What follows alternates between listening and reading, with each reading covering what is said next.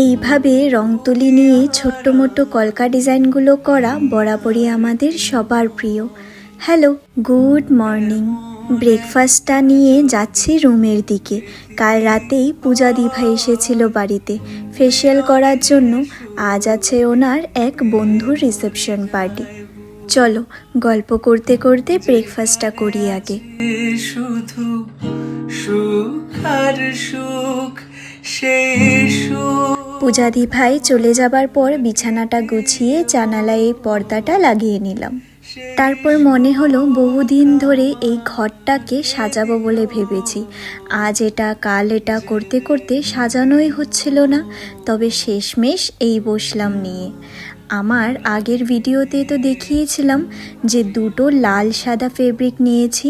চলুন একটু মন ভরে সাজিয়ে নিই আগে। জানো তো, মাটির একটা ঘটকে আমরা যে কোনো নতুন একটি আশায় গড়ে তুলি, তারপর সেই আশায় পূরণের সময় নিজ হাতেই প্রয়োজন অনুসারে ভেঙেও ফেলি। জীবন হয়তো আমাদের এটাই শেখায় যে যেমন করে কঠিন সময় আসে, ঠিক তেমনই আবার ভালো সময়ও আসবে। সুখ দুঃখ হাসি মজা এরই মাঝখানেই তো জীবন। তাই মন বারবার বলছে যে নতুন সাজে সাজলো ঘর নতুন একটি আশায়। কেমন হয়েছে দেখুন তো। আমার হাতের ব্রাশ ঘোরানো দেখে এত সময় তো আপনারা জেনেই গেছেন যে আমি কোনো প্রফেশনাল আর্টিস্ট নই। ওই শখের মাঝে কখনো কখনো নিয়ে বসি। তবে কেমন হয়েছে কমেন্টে কিন্তু একটু নিশ্চয়ই জানাবে। এই শাড়িটা আমার ভীষণ পছন্দের একটা শাড়ি, তাই আজ বের করলাম একটু ভিডিও বানাবো বলে। আজ সন্ধেবেলায় মেজ বৌদি ভাই এই পিঠেটা বানিয়েছিল।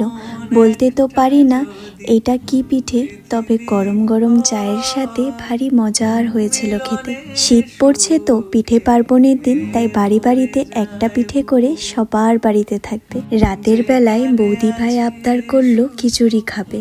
তবে আর কি, যেমন ভাবনা তেমন কাজ। আসলে হয়েছে কি, সন্ধ্যায় ওই চা খেতে খেতে খিচুড়ির গল্প করছিলাম, তাই ঠুস করে আবদার চলে আসলো। আর আমিও বললাম ঠিক আছে, তবে আজ রাতে খিচুড়িই বানানো যাক। এখানে আমি খিচুড়িতে দিবার জন্য একটু ভেজিটেবল নিয়ে নিয়েছি। একে একে সব ভেজিটেবলগুলোকে আগে একটু ভেজে নিব। তারপর আদা রসুন সম্বাদ দিয়ে একটু পেঁয়াজ আর 4-5টা চেরা কাঁচা লঙ্কা দিয়ে একটু লাল লাল করে ভাজবো। আগের থেকে ধুয়ে রাখা চাল আর ডালকে দিয়ে একটু ভাজা ভাজা করব। ব্যাস, তারপর ভাজা ভাজা হয়ে গেলেই পরিমাণ মতো জল আর ভেজে রাখা সবজিগুলো দিয়ে উপর থেকে ওই একটু লবণ আর হলুদ গুঁড়ো দিয়ে তারপর কম আঁচে ঢেকে দিয়ে চাল আর ডালটাকে ফুটতে দেব। খুব তাড়াতাড়ি হয় আর খেতেও হয় ভীষণ ভালো। এই খিচুড়িটা আমি পিজিতে প্রায় সময় বানাতাম। সেখানে তো প্রেসার কুকারে বানাতাম সময়ের অভাবে, তবে বাড়িতে হাতে একটু সময় নিয়ে আস্তে ধীরে কড়াইতেই বানাচ্ছি। চলুন গল্প করতে করতে আমার খিচুড়ি তৈরি। উপর থেকে একটু ধনেপাতা ছড়িয়ে দিলাম। ব্যাস, এবার একটা প্লেটে বেড়ে নিই। আমি তো এখানে ভাজি আর আচার নিয়ে নিয়েছি, তোমরা এখানে একটা ডিম অমলেটও নিতে পারো। এই ছিল আজকের ছোট্ট একটা ভিডিও। তাহলে আজ আসি, চলো টাটা। প্রাণের চেয়ে